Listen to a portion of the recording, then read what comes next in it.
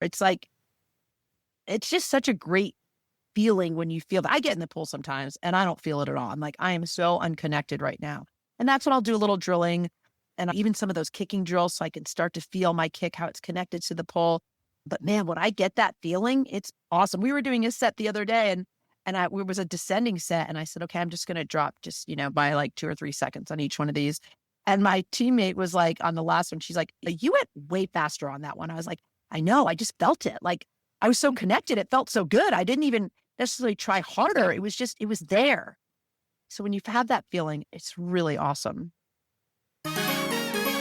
Hello, friends. Welcome to the Champions Mojo podcast, where we bring you interviews and topics to help you live well and swim well. Conversations especially meaningful for masters swimmers and anyone striving to perform better in the water or in life. We're here to champion you. And now your host, Kelly Pallas. Hello, friends. We are so thrilled to welcome one of the most decorated minds in swimming to the show today, Coach Kim Brackin. With over 2 decades of collegiate coaching experience, including 7 NCAA championship titles at Auburn University and leading the University of Texas women's program, Kim has guided athletes to world championship titles and Olympic gold. Today, through her personalized instruction program, Brackin Elite Swim Training, I love the acronym BEST, in St. Petersburg, Florida, she brings cutting-edge tech and high-level biomechanics to swimmers of all backgrounds. But what makes Kim so special to us isn't just her elite resume, it's that she shares our deep love of the water, jumping into the pool as a master swimmer herself who swims purely for health, fitness, and the simple joy of the sport. Whether you're chasing efficiency or looking for a smoother, injury-free stroke, you are going to love this conversation with the brilliant Kim Brackin. Kim, welcome to Champions Mojo. Thank you. I think I'm going to listen to that every morning when I wake up. It just makes you feel good about yourself. Thank you for having me. Well, I've always been a huge fan, and we both share that collegiate women coaches background, and there aren't a lot of us, so we got to stick together. But I've always been a fan, and we really never got to officially meet until Mark and I landed in Tampa, and you had been in St. Pete. And then we met through the St. Pete Master Swimming Program, and I just couldn't believe it. Like when you walked on deck, it was Kim Brackin, and I was thinking, you really? And I was like, oh wait, she's got her bag of equipment, and she's getting into swim. And so I love that. I love that you can coach at that super high level and then just swim for fitness. Something I think U.S. Master Swimming has a stat. It's like 80% of master swimmers just swim for fitness. Mm-hmm. So you're in that group. When I have watched you at practice, you have really good strokes, you have really good mechanics, you have really good turns. So I want to talk about that. But so you've coached at this high level of NCAA titles, world championships. You've coached gold medalists. And how did you personally make kind of that mental shift from performance-driven training to, hey, I'm just swimming for lifelong fitness? Yeah. So I was a very average competitive swimmer as well. Like I didn't start swimming really competitively until I was about 12 or 13. And I didn't swim year round until I went to college. So I was very average and I swam Division III. I just did it because I loved the sport. I thought swimming was fun and I loved the community. High school swimming in New York was really fun. So my experience has always been from a community fitness. This feels good. I like the way I feel in the water. That kind of perspective to begin with. I fell into high level coaching. I went to graduate school, and after graduate school, I thought, I don't want to go continue with more schooling. I want to get some experience. So I got a job coaching in my hometown of Ithaca, and then quickly moved up some college coaching ranks and figured out I was pretty good at it. I had great mentors, and I just got really, really lucky and ended up in places where there were incredible athletes. So I feel like I fell into the world of elite level swimming and from the world of an average swimmer. So it's not really hard for me to go back to being an average master swimmer. I want to feel healthy. I want to feel good about myself. I am a little vain. I want to look good. I love the camaraderie of master swimmers. If I go to swim on my own at the Y, I do probably about half of the workout I'm supposed to do because there aren't people there to just see that they're doing it too, right? Even if we don't talk to each other the whole time. And I still think a lot about the technique that I'm doing. So thank you for complimenting my technique because I think I've gotten better in my 30s. I think that's when my technique has gotten more towards its best. And it's because I coach it every day and I think about it and I watch it. And I have had some of the best athletes in the world help me learn about why they do certain things. So when I'm in the water, I do think really hard about elite swimmers and what they do, but I don't aspire to not aspire to be like them. Obviously, I can't anymore, but I don't aspire to race and try to execute those types of skills. And I don't feel bad about myself that I can't do that. I just get in there and do it. When I grew up swimming in Northern Virginia, was lucky enough to land on Stan Tinkham, who was an Olympic coach. If there was a senior meet and we were the kids, he's like, you need to come and watch finals. You need to watch these good kids. And so do you think that watching all these great swimmers that you've coached, and then obviously you're on deck at nationals and world championships and the Olympics, do you think that that transfers to us as swimmers? Yes, but a caveat of I think you need to know what to look for because there's a lot of people that will watch Olympic trials or the Olympic Games and can't transfer what they're seeing into their stroke. So I think you have to have an understanding of movement in the water. What is someone doing technically under the water or above the water? Having an appreciation for the strategy that they're using. So I don't know that just watching will transfer. I do know that teaching it all the time, I really feel like that's transferred. And my daughter, who is a swimmer, she swims at West Point, she taught for me. And I know that she has become a better swimmer because of just having to explain how things are done. She probably doesn't think about it as much as I do when she's in the water. But yeah, I think watching and listening, being bold enough to ask questions. A lot of people are too afraid to ask a question of somebody. Why do you do that? How do you do that? What are you thinking about? Because it makes you sound like you don't know, right? But I think that curiosity is the best way to learn. And so I would encourage people to ask questions of swimmers they're watching. What's the most important thing that you do in your stroke, Katie Ledecky, like in your freestyle? What do you think about the most? What is Coach Nesty or Coach Meehan? What have they talked to you about as in your adult life about how you continue to improve your stroke? Get those kind of questions. Now, if you ever get so lucky to be standing with Katie Ledecky and ask her those questions, let me know what she said. Yes, yes. So what are you thinking about? And what are some of the maybe the three main things? And let's kind of stick to freestyle because Okay.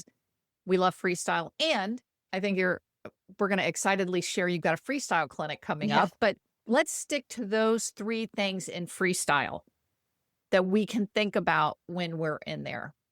Okay. So I think about my technique probably 85% of the time while I'm swimming. So I don't zone out too much. And I listen to music. I have my Zygo on. I'm listening to music, but I'm still thinking about what I'm doing. And I swim a lot with a snorkel for a couple different reasons. But when I swim with my snorkel, I feel like I can watch myself setting up my catch better.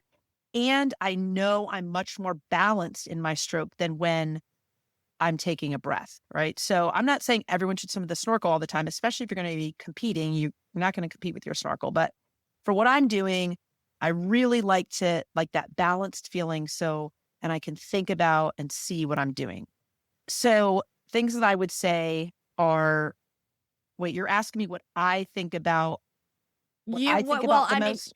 what you would recommend. I mean, Okay. would imagine you're doing what you would recommend, like your 3 most important things Yeah. that we can focus on as master swimmers in our freestyle technique. So I think setting up some kind of catch. It doesn't have to be the highest, earliest vertical forearm ever in the world, but getting your fingertips pointing towards the bottom of the pool and the blade of your paddle, which is your palm and your forearm, facing backwards is critical to forward progression. I always tell my clients, wherever your blade, your palm and your forearm are facing, you're going to go opposite of that. So if you're just pressing down, you're making your body move up. So if we press backwards, we're going to move forward. So I used to do a ton of sculling, short dog, long dog, windshield wiper scull, just to work on feeling the water, holding the water. And I know that that really helped me develop a better catch. So I would say number 1, setting up a catch. Number 2 is recognizing that your catch is connected to something. I do not think about grabbing water and pushing as much water behind me as I can. I don't think about throwing water backwards. I think about setting my catch, holding water, and moving my body past that arm. So as if there were a ladder laid horizontally underneath me, and I grabbed a ladder rung and I swam over the top of my hand on that ladder rung. And then I grabbed the next ladder rung and I swam, I moved, I kicked, I rotated, and I recovered my arm past that ladder rung. So I really think about my swimming that way and not just like how much I can push water backwards. So that, to me, that's talking about connectivity. So connecting my catch to my hips and to my kick. And so that's the second one. And I would say the third thing, I'm debating between a breath and my kick. I'm going to go with kick because there are so many master swimmers, and I was one of them for a long time. All I wanted to do was pull. Like, it's not because it's easier, although I do think it's a little bit easier. We put our paddles on, our hips are up. Like, there's just good things that happen when you start pulling, but you don't connect to your kick. And I had a little bit of shoulder twinge for a while, and I was like, I'm not going to pull. So I really started swimming more and kicking and connecting my catch through my core, through my hips, to my feet, and running a solid, not super aggressive, but solid 6-beat kick and connecting the kick to the swim. And I just can feel the connectivity and the propulsiveness so much more now that I've forced myself to just not always get that buoy on and my paddles. And again, I like to do a lot of that stuff with my snorkel. I'll just add a fourth because I think it's important to talk about breathing. I just think so many people slip, collapse on their lengthening side when they take the breath. So if I'm breathing to my right, they do nothing good with their left arm. And it's so important to keep holding water and to maintain balance and length in your stroke when you're taking that breath.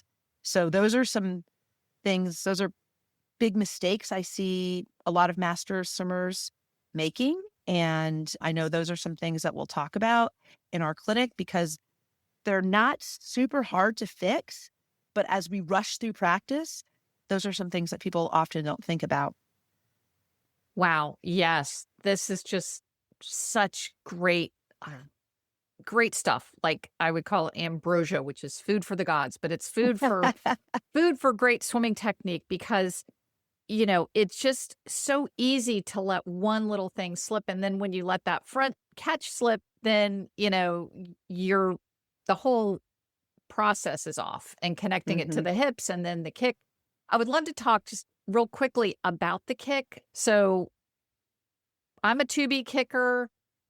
I have tried to learn more of a 4-beat, a little bit more of a 6-beat when I'm going down to 100 or a 200. And one thing that I literally have learned, very late in my master swimming career, and certainly not even in my youth, that I'm just going to tell you that I know I've been doing it wrong, so I don't need to share with listeners what's wrong, but can you tell us where the kick needs to come from? I know now, but I certainly didn't know when I used to kick. It slowed me down. Yes. Okay. So I believe that the kick initiates at your hip flexor. Like you want to engage your entire leg, your glute muscles, your hamstrings, your quads, the whole thing. So there is a swing of the hip flexor, but it's not a big swing. It's a small swing. And then I like to describe the kick as a soccer kick. So if you can imagine a horizontal body, the quad will slide a little bit down and forward, which creates a small flexion at the knee, right? So you don't want to bend the knee by just bringing your heel up to your butt. That's going to be totally ineffective. That is a knee down kick, right? So that slight forward movement of the quadricep down and forward creates the flexion at the knee. And then I just think of it as like a tap with the top of your foot, like where your shoelaces would be. You extend downward. It's not well, it can be if you're swimming like a 50 or something like that, but it doesn't have to be a really aggressive kick. It's a tap down, and the top of the foot should finish below the kneecap. So there is full extension. And then the recovery is like a straight leg lift back up. So that's, again, from the hip flexor, that swing up. And then you repeat that process again. The quad comes a little bit down and forward. You extend the top of the foot down past the knee. And then it's a lift with what feels sort of like a straight leg lift. I like to do a small dolphin kick into a alternating single leg dolphin kick, which is a flutter kick. Like the dolphin kick and the flutter kick are very similar. The dolphin kick will have more flexion at the knee. So you get a bigger, more powerful kick. And because your body is undulating, right? But they're very similar. So for someone that can't feel the technique I just described, I say do a little bit of a flatter dolphin kick than you might normally do. And then think about going alternating single leg dolphin kicks like that. And people generally have a little more success of finding that flow when they've started with a little bit of a dolphin kick. Does that make sense? Can you visualize that? Yes, I love that. What my new favorite drill right now, which is a little different than this, is butterfly legs with freestyle arms. I just like for tempo, and I've just been really enjoying that. And it seems like that's interesting. I feel like you would really love that for your 2-beat kick, because to me, that's a 2-beat kick because you're doing a dolphin kick per stroke, right? Yeah, I love that drill as well. And then another drill I like for kicking is single leg kick, which you can get it after a little bit. How do you do a single leg kick? You can get it. You just keep that one leg and you keep your left leg still. And that's what's going to make you feel the kick, because you really have to think about the movement of your right leg, right? And then you could also connect it to the different parts of your pull, the entry, the extension, where you're setting your catch, and then the exit. Like that's the 3 beats of a cycle on one leg. So go ahead and try it. Just keep one leg relatively still, and then you sort of exaggerate your kicking leg a little bit. I love that drill. But is that done with kind of a 2-beat arm, but you're just kind of flipping the foot, flipping the ankle? No. Okay. It is a regular kick with a regular arm stroke. Like, like very normal, everything. Try it and then let me know. I'm gonna definitely try that. Okay. What is one technical adjustment most adult swimmers can make to instantly reduce strain on their shoulders while still moving fast with less effort? Well, it goes back to my favorite word, the catch. I think, when I watch people who don't set a very good catch, they're generally, okay, again, visualization here. Imagine the body in a horizontal straight line, and they break that line into creating an angle at their shoulder, right? So the first thing that moves is their hand goes down from the shoulder. And that's just a lot of pressure on your shoulder. So again, setting a catch where in that 180-degree line, you're breaking the angle at the elbow. You're setting that catch a little bit earlier. Besides just setting that even minimal catch, you have to think about engaging your lats. I don't know that many people think about holding water and engaging the lat, keeping the armpit open, exposed to the bottom of the pool. A lot of people will roll onto their side, like roll onto their lat and their rib cage, and they're not engaging it to hold water. And the lats are really strong muscles. I mean, they're certainly stronger than your bicep and your tricep. So I think making sure that you are using your larger muscle groups to create that hold on the water and to then create propulsion is really, really critical. And then, so an easy thing you could do, let's say in the gym, you go to a lat pull down machine and don't sit down on the chair and grab the bar. Stand up, put your hands on the straight part of the bar, not the angled pieces at the end, and have extremely light weight on there, certainly at first. And arms are straight out in front of you. And then keeping the elbows up at the same level as the hands, start to press the bar down. And that's you setting a catch, right? We don't want to pull and let the elbows lead and have the hands be above the elbows. I want your elbow to be above your hands. So when you do a lat, I don't know, I guess I'll call it a press down like that, you're certainly going to feel how your lats are engaged in that pulling motion of a freestyle or a butterfly motion there, right? So again, it's not the traditional lat pull down where your elbows are leading and they're coming into your rib cage.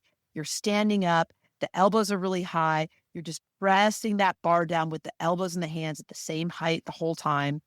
And start to think about your swimming that way, as if you have that nice blade and then your lat gets engaged and then you drive from your opposite side and your kick is driving you, and you'll just feel your body move past your hands more than you ever have before. It's like, it's just such a great feeling when you feel that. I get in the pool sometimes and I don't feel it at all. I'm like, I am so unconnected right now.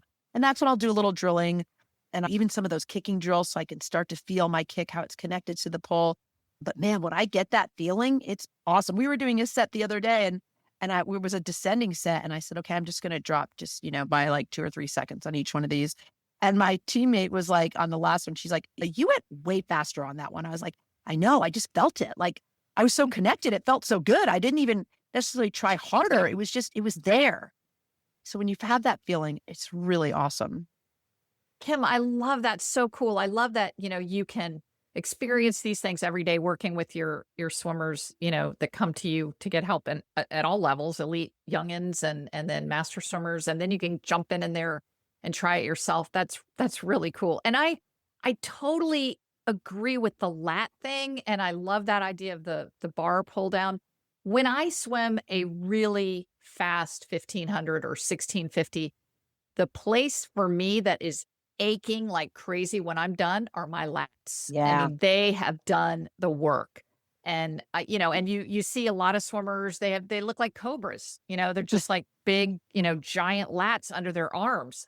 I Yeah. need to get my lats are not as big as they used to be, but they are so strong. They're really our strongest muscles. So I love that for all of it. And then you're going to help your shoulders. You're going to stay healthier.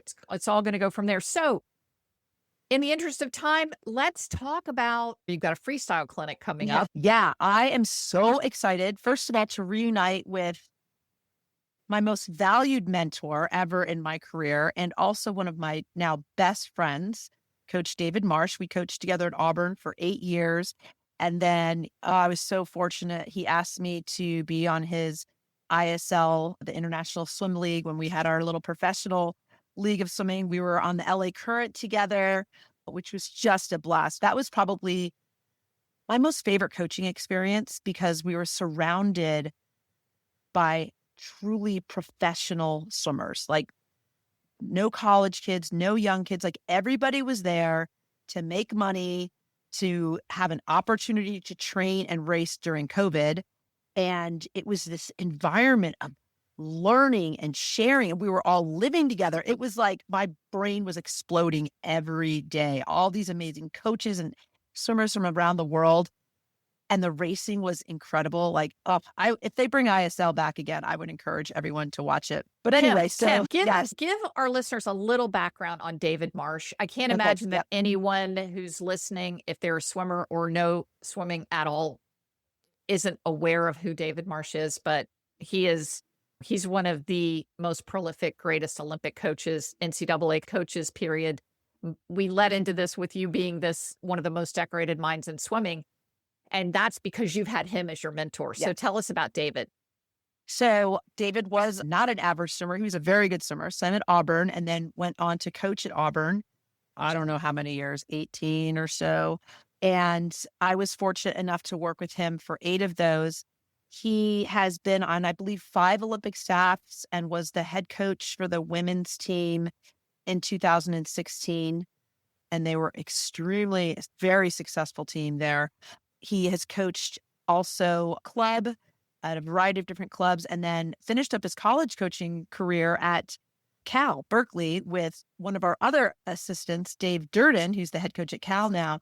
And he's just considered this like guru of swimming, right? David, he walks to his own music. He's not the most organized person in the world, but man, does he have a curious and innovative mind.